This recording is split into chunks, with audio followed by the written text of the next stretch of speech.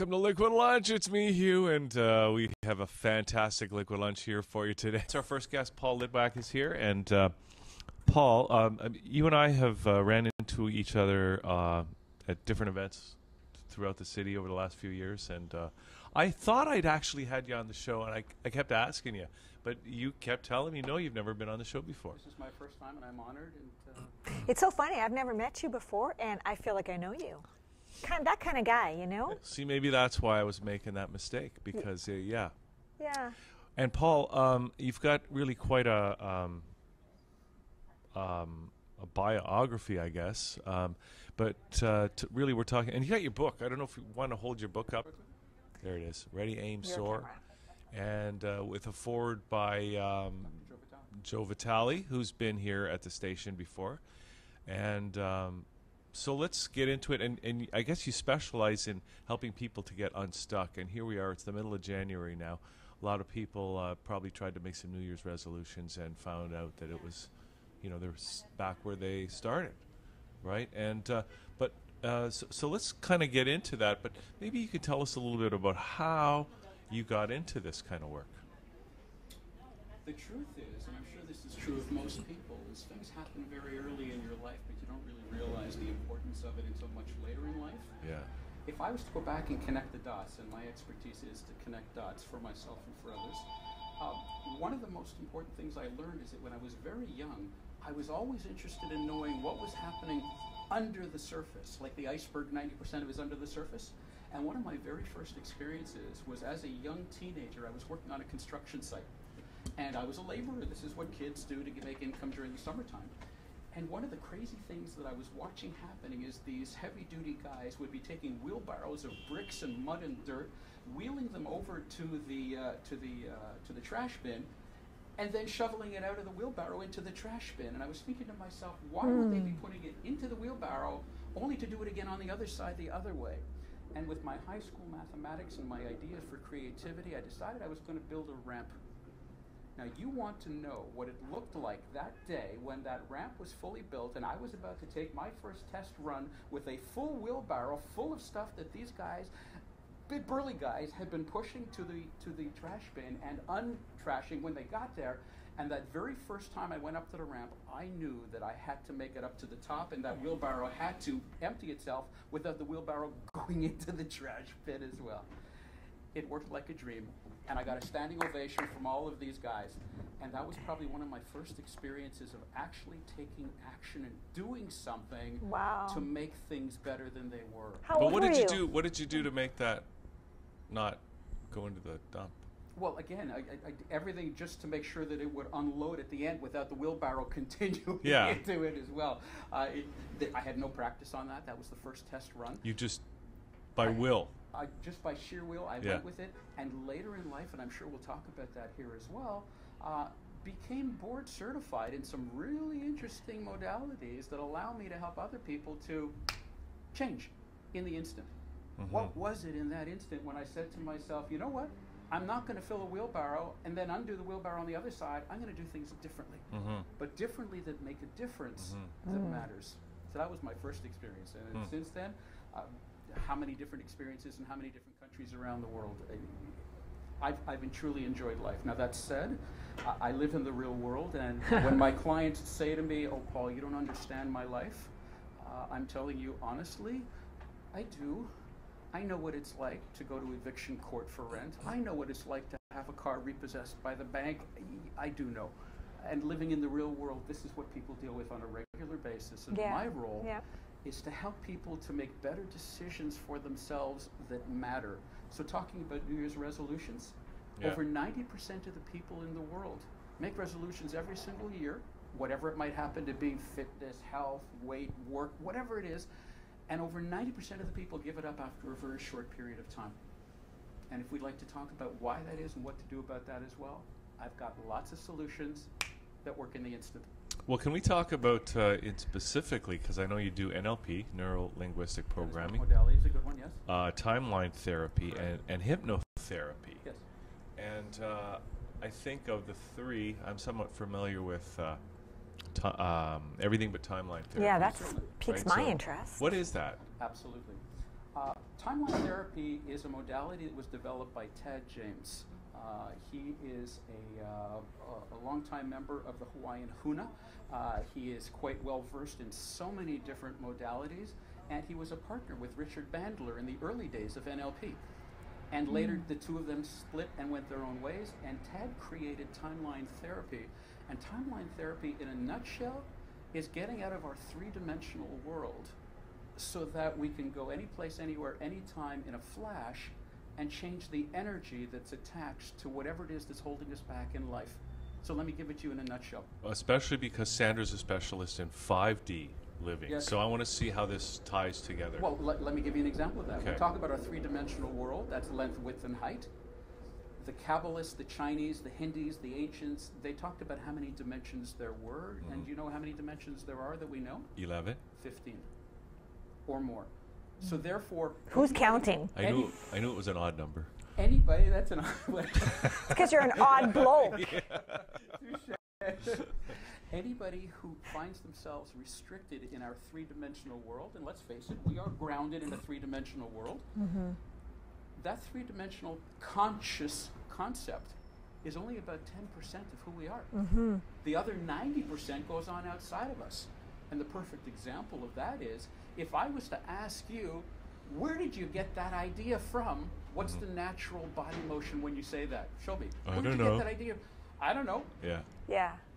It knows it's coming from outside of us, right? So the mind and the body have a tremendous connection, but when we're focused only on the conscious component, that's only 10% of who we are. So how does it work, Paul? I don't know what's the best way to tell people what this timeline therapy is. Can we kind of walk through the process, or Is that like a or when past do you life use it? regression or something? That may enter into it as well. And for those who are watching woo-woo, no, it's the real stuff.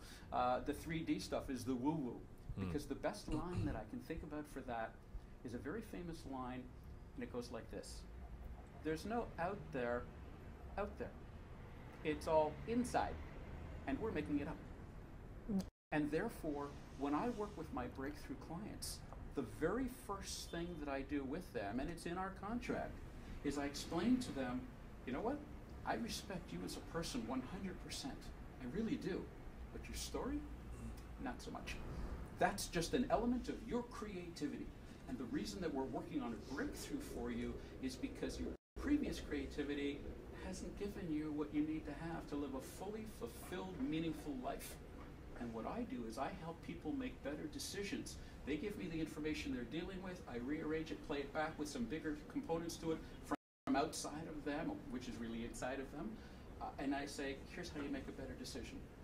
And whenever I'm known in the work that I do, I'm known for this. Why? Because that's how long it takes to make a change. Really, there is no time, speaking of timeline. Let's go on the timeline for a moment. In our three-dimensional world, here and now are two very different concepts. Here is based on space. Now is based on time.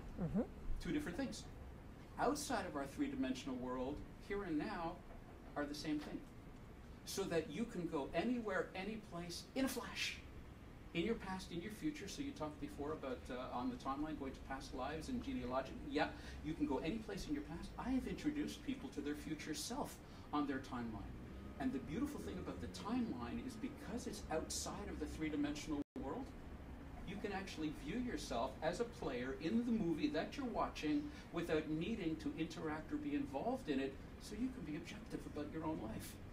That is tremendously different than other modalities that require you to relive your life.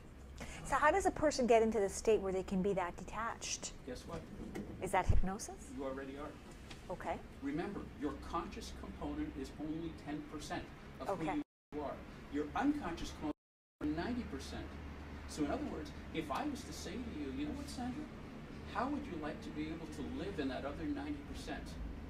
Well, meditation requires minutes or hours. Other modalities require time to get there. What am I famous for? How long does it take you to get to your 90%? Instantly. In fact, Hugh, Sandra, if this is something you'd like to do, I can share with you how to get to that component very easily. Okay. So let's do that. Let's talk about. Go ahead. Okay. Use me as the subject then. Certainly. It takes about 30 seconds to do this. Okay. And what I'm going to share with you is a timeline concept which is called Hakalau. H-A-K-A-L-A-U. You can Google it later.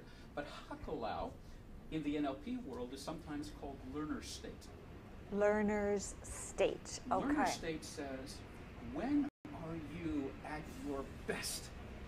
Because when you are at your best, you've got the capability to draw from the universe everything that's there for you. When you're not at your best, you'll find limitations, you'll find obstacles, and all these other things in our three-dimensional world that get in the way, which is really our self-story that we create for ourselves. So can we just discuss a little bit what does best means? When you say I'm at my best, what does that mean? When you are at your best, you are harnessing 100% of the abundant resources of the universe that are yours to have, and mine, and yours, Hughes, and everybody watching. Every human being in the world has 100% of the universe at their fingertips, unless, of course, their story is that they don't. Okay. And if their story is that they don't, it doesn't mean it's not there. And it doesn't mean that it's not available. It just means they don't see an access to it. And the beautiful arrangement is there is no access from your conscious to your unconscious. They operate separately and they feed information back and forth, but there is no connection. Okay. So would you like to know how to get into Absolutely. your best self? Or Hugh, would you like to be the Both timeline? of you can. Oh, okay. Both of you can. It's Okay. actually very simple. Okay. In fact, the first way that I'll show you takes about 30 seconds to do. Okay. The second way is done instantly. So let Okay. me show you the longer one first so you can follow along with me. Okay. You've heard of peripheral vision before. Okay. Peripheral vision is an element of you at your best. It allows you to see beside yourself. Okay. What I'd like you both to do right now, and those watching can do this as well, I'd like you to take one finger on each side and just put it wherever you want, beside your head, on your ears, wherever you go, as far back as you can go, that you can still be aware and see both fingers. So you have to be able to see them, not just They're be aware. in your peripheral vision. Okay. Yeah, this is all real and it's all happening in the moment. So Paul, does it have to be my peripheral vision when I'm looking straight, or because if I look this way, I can go further back? But if you're looking that way, then it's not in your peripheral vision, because your peripheral vision would be Okay, over so here both now. have to be my peripheral vision. Both, Okay. both at the same time. Now remember, this is the longer format and your questions are excellent. So we have our fingers in our peripheral vision. Okay. That is the first step. The second step is to change your gaze from looking straight ahead to a place which is about a 60 to 70 degree angle, just up above you. Find a spot on the wall or the ceiling above you and keep that peripheral vision of your two fingers, one on either side. Let me know when you're there. Okay. I'm there. Now what I'd like you to do is to slowly bring your gaze back down to level while keeping that peripheral vision. Okay. Bring your gaze down to level, keeping that peripheral vision. Okay. You are now in what's called learner state. Please put your fingers down. And please tell me, what do you sense? What do you hear? What do you feel? Just tell me. I feel more expanded. More expanded is a good example of what many people say. Exactly. I feel calm. Yeah, isn't that amazing? You also feel empowered because you feel you have more awareness. Exactly. Now what I'd like you to do, and if our camera can zoom out, I'd like you to get up and just move around for a moment to get a sense for what it's like to be in learner state, actually living in it, not just sitting here, but doing something. Careful, because I've got the mic here. So what do we do? Okay. Walk around We're with that limited how learner. far mic'd for the camera, but just in this general area, stay in learner state, and tell me what. I can see you. Yes, you can. Your peripheral vision is working well. I can see you, Hugh. I can see you too. Yes.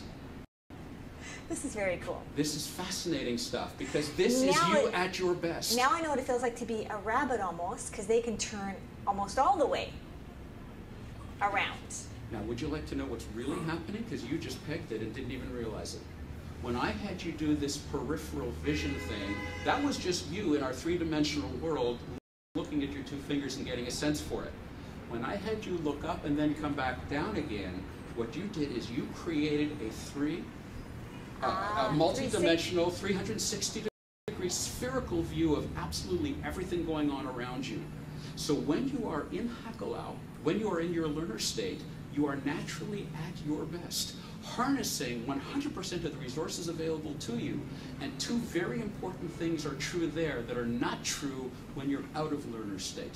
Number one, when you're in learner state, because you're at your absolute best, Negativity and negative emotions don't exist. There's no place for them there. They cannot exist there. Inclusive. Because your negativity is in your story. It's not in your resources. Right. Okay. And when you are in your learner state, not only does that not exist, but all decisions are natural. Because there are no choices to make. You are guided to what serves you best by being completely surrounded by everything that serves you best. I love that. That is the basis of my proven breakthrough process. Allowing people to wipe out all of their limiting decisions and all of their limiting beliefs, get rid of all of the negative attachments to them, and to live in Hakalau, in learner state, eventually 24/7. How long does that take?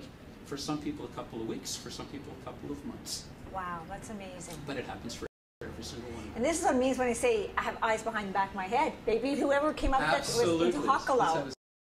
Hakalau. That's amazing. I love that exercise. Absolutely. And I trust those who were following along were able to achieve that as well. Now, that was the longer version of it. It took about 30 seconds to a minute, and then we practiced it for a little bit and had a sense for how that works. Would you like to know the instant way to get into it? I'm sure he would. I do. Yeah. This is fascinating stuff. I'll keep the story short. In essence, back in the 50s and 60s, the government was doing mind control experiments. We recall, we've seen and heard much about that. Yes, we have. Something came out of that. Two things came out of that. One of them good, one of them not so good. The one of them that came out of that was good was that they realized you cannot control somebody else's mind. Much as the government tried, and yes, the government tried really hard, and those overseas, they tried really hard, they conclusively came up with the idea that you cannot mind control another person. In other words, when you were talking earlier about hypnosis, you've had enough guests on the show to know that the definition of hypnosis is all hypnosis is self-hypnosis. That's the only kind that exists. So therefore, you cannot put somebody into an altered state. You can suggest it, but it's up to them to decide. Here's the interesting thing that came out of those studies. They noticed that a lot of the people who were in these mind control studies were doing something really weird, and they couldn't figure out what it was, so they investigated, and what they found out, we now know, was they figured out naturally how to get into Hakalau, how to get into learner state instantly. In other words, they didn't have to do this and this and then come back, although that does work, and we were able to achieve that, and you had the results instantly as we did. I'm going to show you now how to get into Hakalau instantly. Okay. Here's how it works. Close your eyes. Close your eyes. Oh. That's okay. And imagine that while your eyelids are closed, let your eye roll up as if it's looking through the top of your head.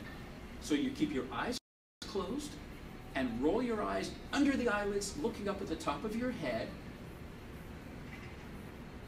And what we're noticing in Sandra and Hugh, if we have a close-up of them, is exactly what occurs when this happens, is there's all of this amazing eye movement going on because you are entering into the realm of learner state of Hakalau.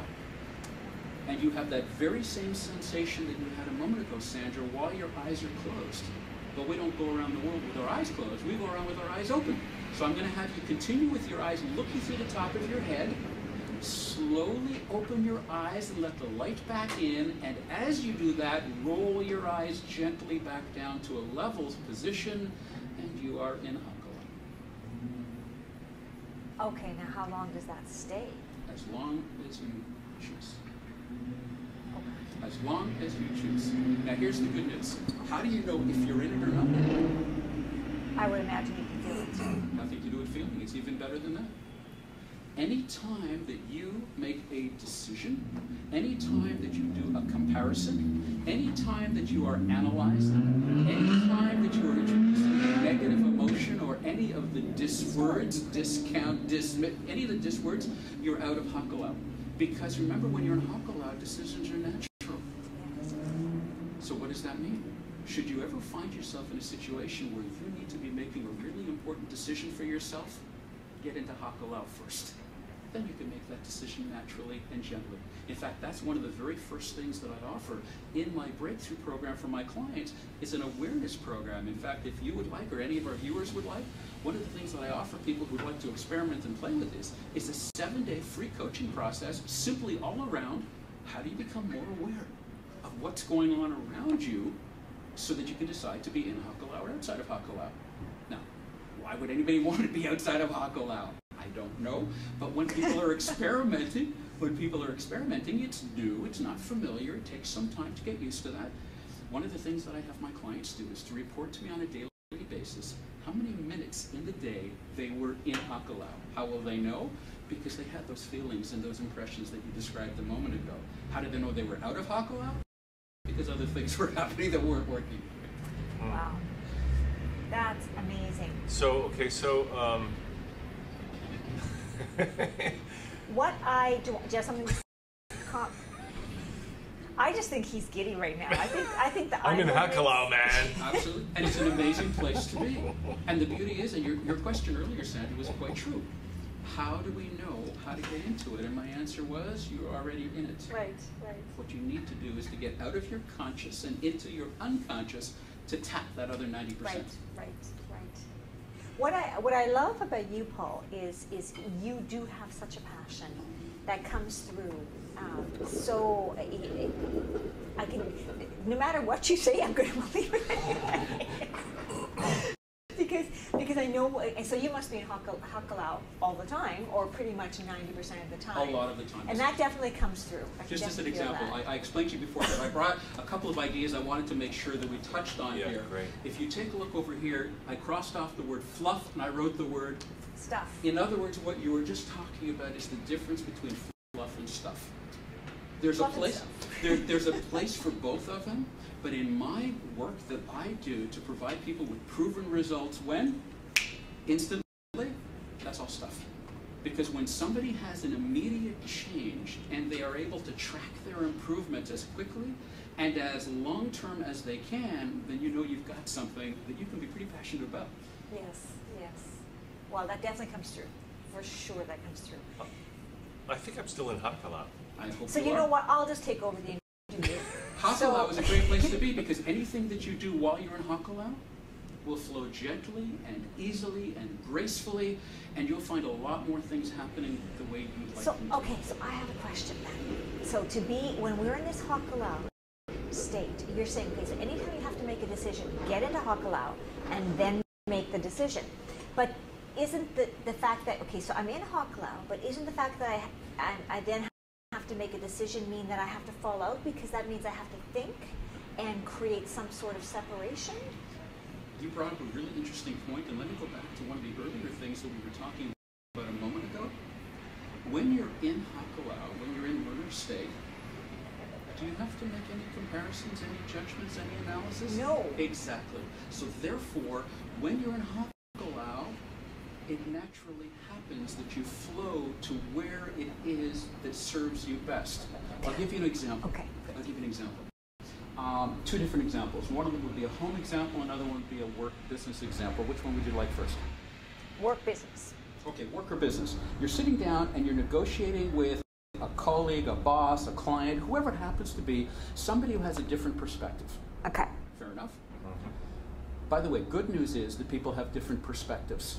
Why? Because if everybody thought exactly the same thing about every single thing, we wouldn't need another person. So it's good to have other perspectives. But what would happen if you'd like that other perspective to be more aligned with yours? Here's the good news. If you want the other perspectives to be aligned with yours, then you're out of learner state, and you're out of Hakalau, and you're stuck in your three-dimensional world. Because you're trying to convert the other person. And what did we say? There's no out there. It's all inside, and you're making it up. Okay. So when you're in Hakalau, you're doing the opposite. What you're doing is you're building rapport with the other person to find out what it will take to make it work. Good news. It works every single time. Will it give you 100% of what you thought you wanted? Maybe or maybe not. Will it work 100% of what serves best for that moment in time? Absolutely, every single time. So that means you have to find the common good. And that's the good news. You don't have to find it. It's already there. So, well, you have to, when you're in that Hakalau state, you have to decide, again, the decision, again. There's no decisions there. It's already natural. So it will throw itself in front of you. Would you like an example? I would love an example. Here, let me hear. Okay. Do you remember the Charlie Brown movies and the Charlie Brown show? All of the adults speak the same way. Exactly. Okay. So exactly. Every adult says wah, wah, wah, wah, wah, wah, wah. That's all it is. However, as soon as the other person puts something to the wah, wah, wah, it stops being wah, wah, wah, and now it starts being something else. And the issues that people have are not with the wah, wah, wah. They're with what they thought that it was. okay. And that's the essence of what I'm all about. It is what it is. And people who have difficulties, people who are struggling, people who are stuck, they're not stuck with what is. They're stuck with what they think it is. Because they've taken a wah, wah, wah, and they've converted that into something, and that something is the thing that they're struggling with. Okay. And the idea behind what I just suggested was, when you focus on what is, you can take it down that path and make decisions that serve best. Until you get to that point, all that you've got are two different people with different opinions. And have you ever noticed anybody arguing with their own opinions? No. It's always somebody else's. Good news, everybody's opinion is valid to them. So what if you can't come to a common decision? Is there ever a time? Do you need to come to a common decision? See, in Hakalau, there's no such thing as a common decision. There's only what serves. So let's talk about what are the actions to make that happen. Other people will make decisions for themselves. And we can wish it, want it, and the old story about would have, could have, should have. Yeah. Stop shooting on yourself. Because if it could have, and if it would have, and if it should have, it would be. Okay. And therefore, if it's not, that's a learning that says maybe there's another perspective that we haven't considered. A person like Sandra, who has now, like say somebody like, I mean anything that a politician comes to power, maybe Donald Trump, and they want everybody to.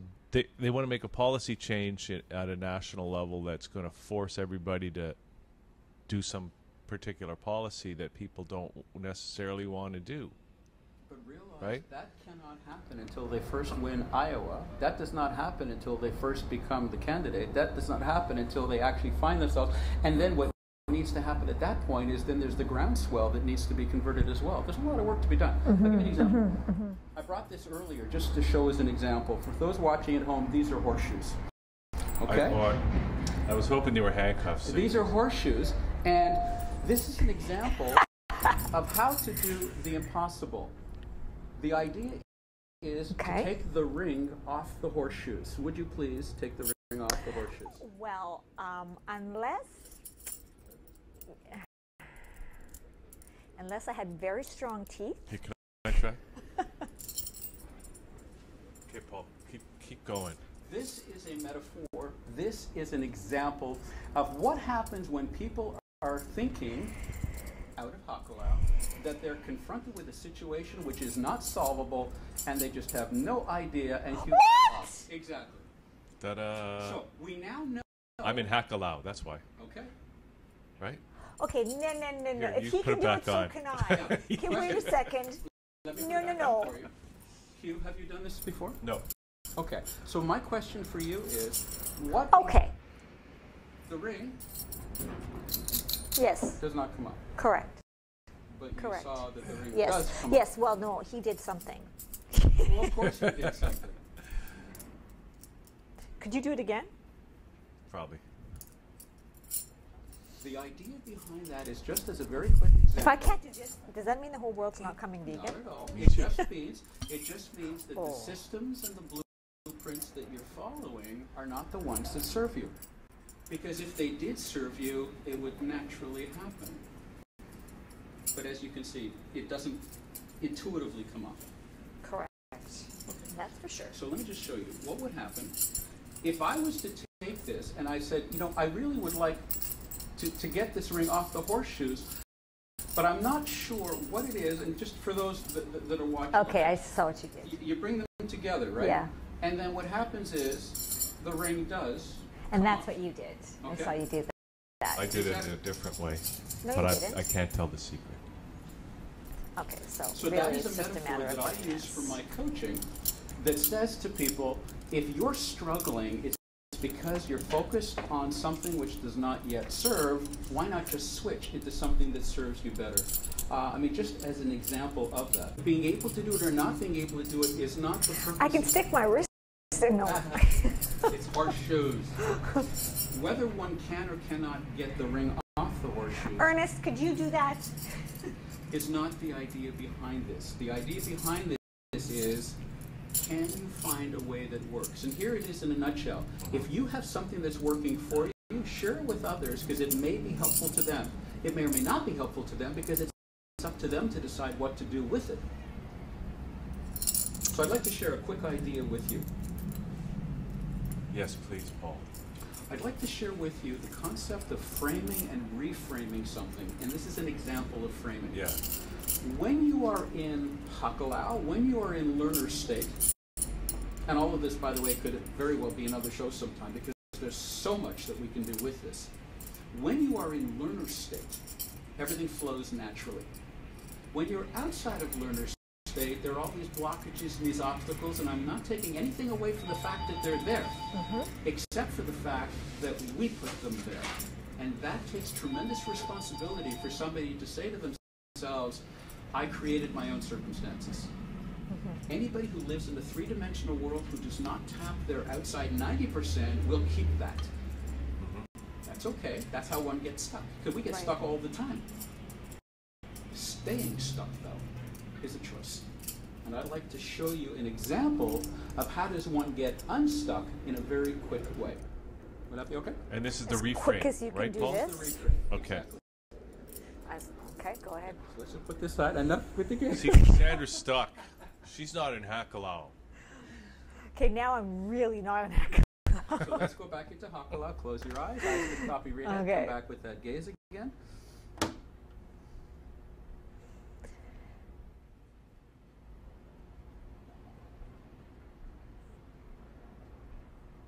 And I'm not sure if the camera saw Sandra while she was doing this close-up, but the eye movement tells you that you have entered into that learner state.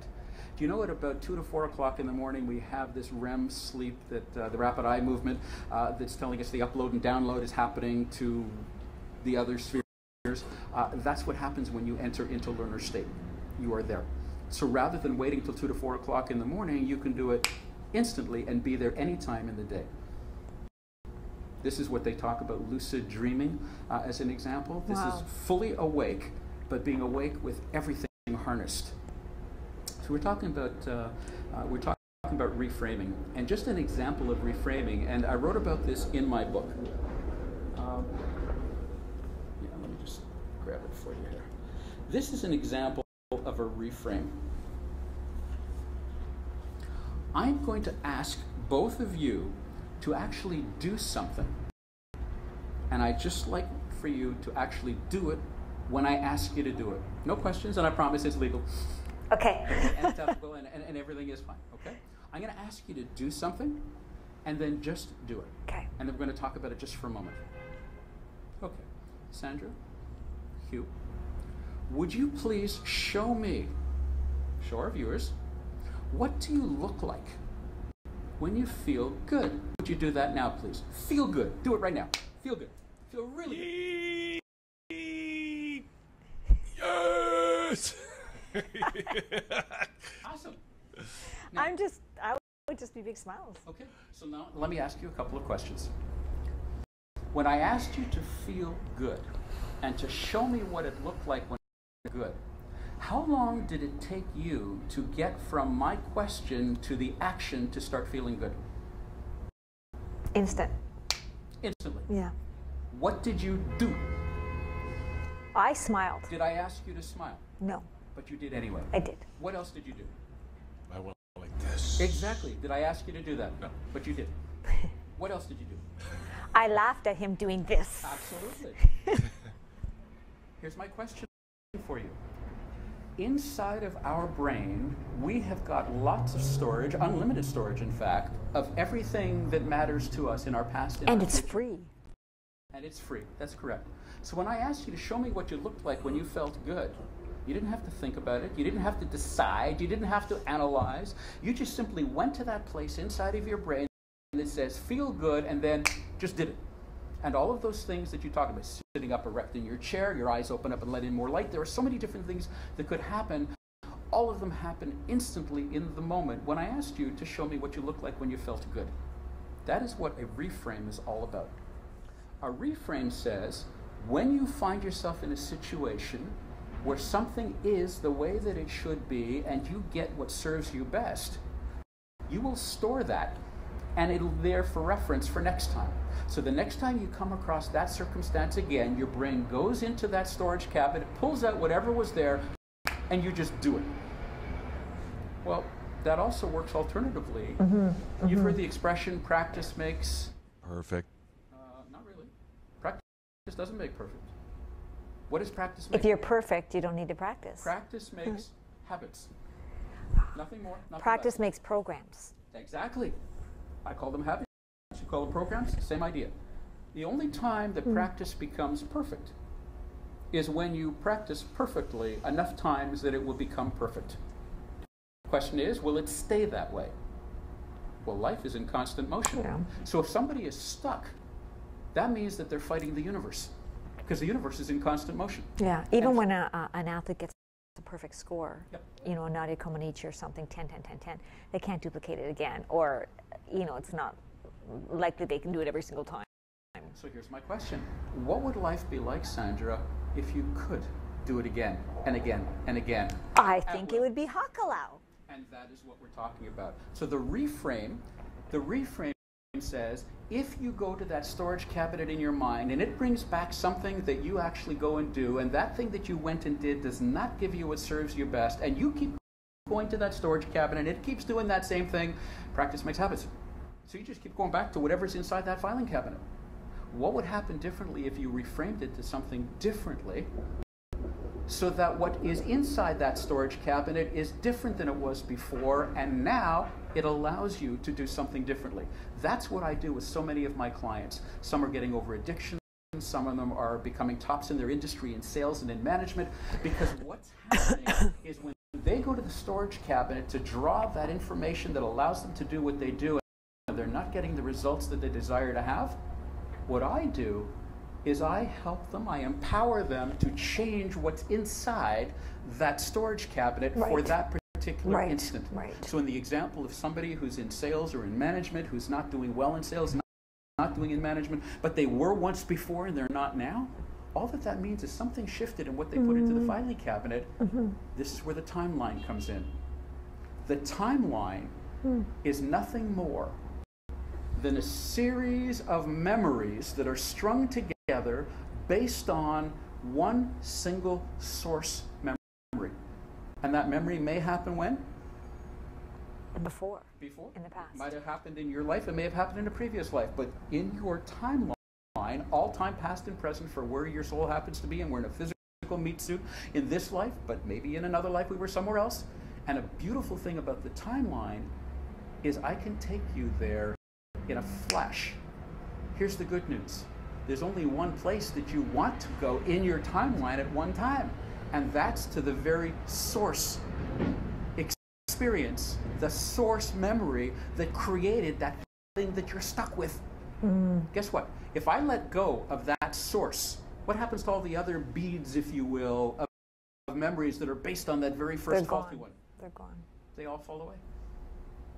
And that's the concept of my proven Get Unstuck Now breakthrough coaching process, is to empower a client to go back to the very root source example of where the very first memory was that caused them to have doubts, that caused them to have fear, that caused them to have shame, that caused them to have guilt or anger or any number, sadness, any number of different things. All beliefs are self-beliefs. And all beliefs are self-beliefs that are based on our previous ones. So what if the very first one, I'll give you an example. A little baby is crying in the crib. To that little baby, the only thing that the baby knows is that somebody comes to give them attention or somebody somebody doesn't come to give them attention. And the little baby doesn't understand time. Right. They just know that somebody comes or somebody doesn't come. What happens if somebody doesn't come fast enough for that little baby? What does that little baby's mind register at that moment in time? Fear or disappointment. Feeling unworthy. Negative anyway. Right? Yeah.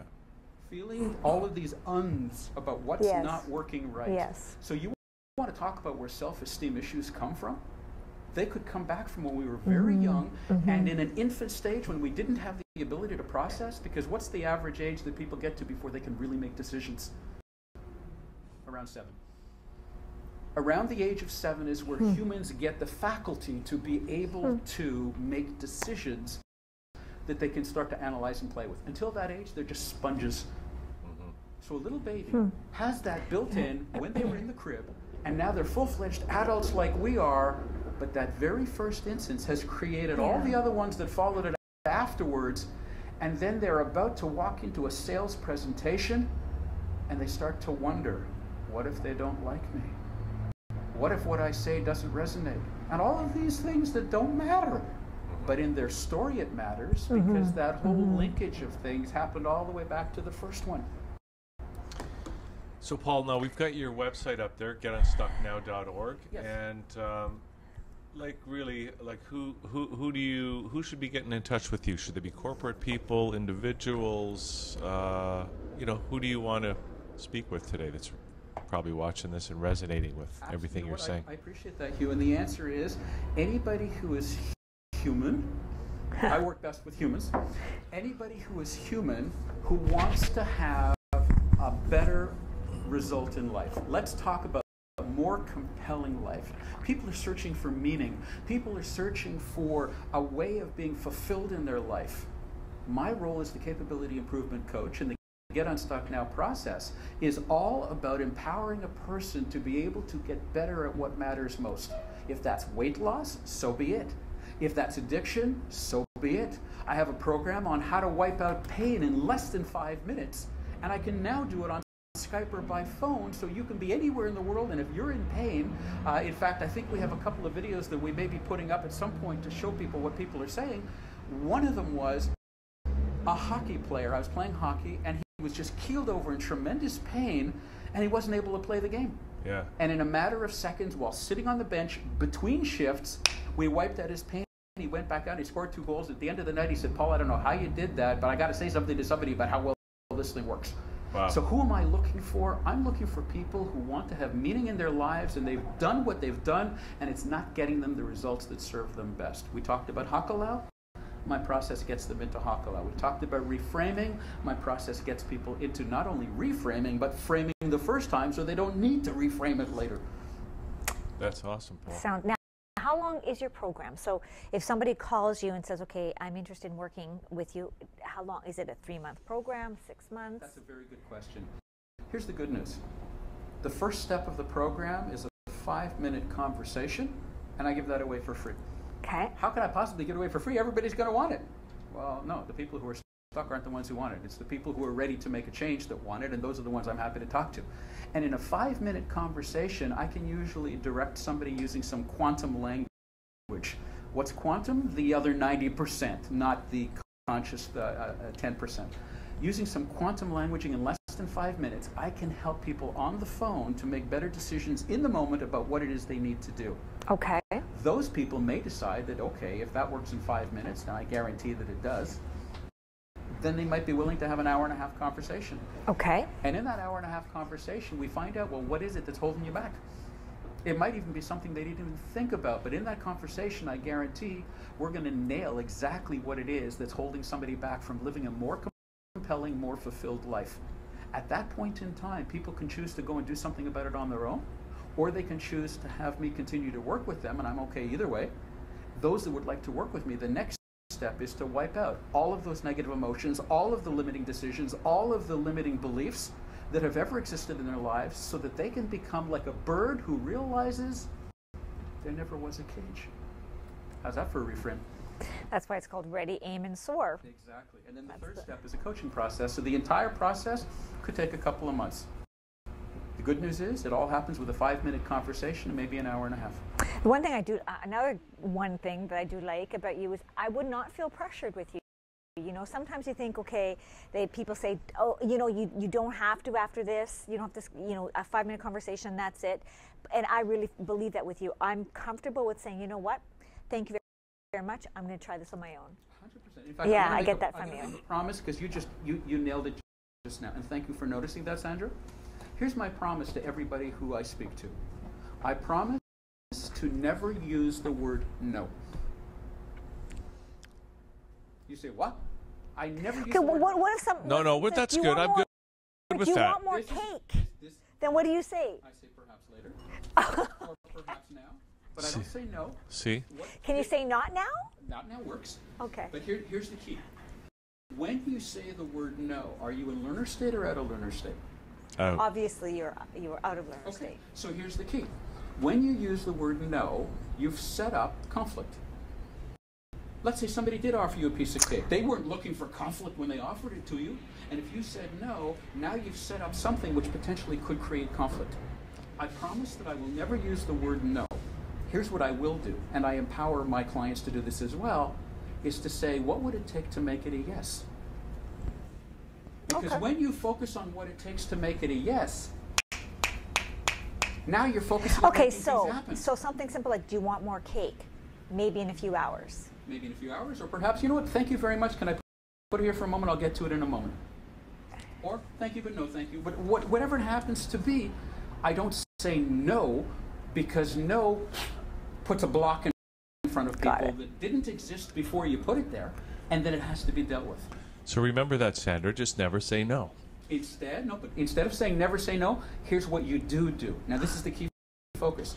My focus is always on what can you do that serves you best. If you use the word not, if you put a negative frame on something, are you in learner state or out of learner state? Out. And when you're out of learner state, what are your chances of achieving a fulfilling life? 0.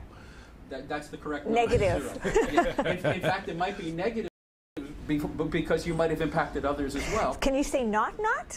You know, it's funny you say that. Do. It's funny you say that. Do you know what procrastination is? Because people delay on a lot of these things. Yes. Do you know what procrastination really is? It's a not. That's why it came up when you just asked that.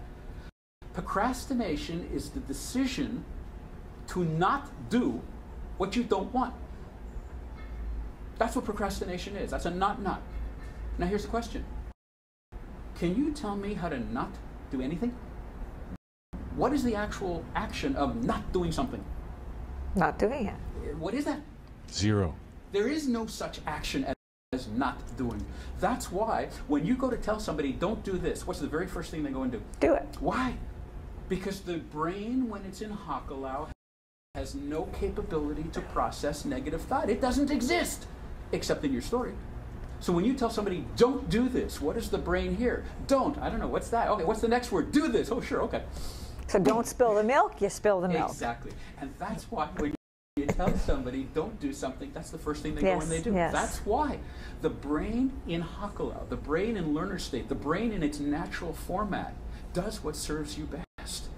So when you tell somebody, don't do something, what action is don't? You can't not do something. You have to be doing something about it. So you might be doing something different, but that's different than what you said. All right. How fascinating is this? Wow. Pretty fascinating, Paul. Well, we are not ending this interview. We are going to take it up another time. Continue because it. ending it would be not in Hakalau. I've had such an amazing... when you and I spoke about doing this, what was the very first thing that we agreed naturally was going to happen? We were going to have fun. Yeah. Have we had fun? Except I haven't figured out how to do those horseshoe things. I have to get that. I'll show you that. Yeah, off camera. Yeah, exactly.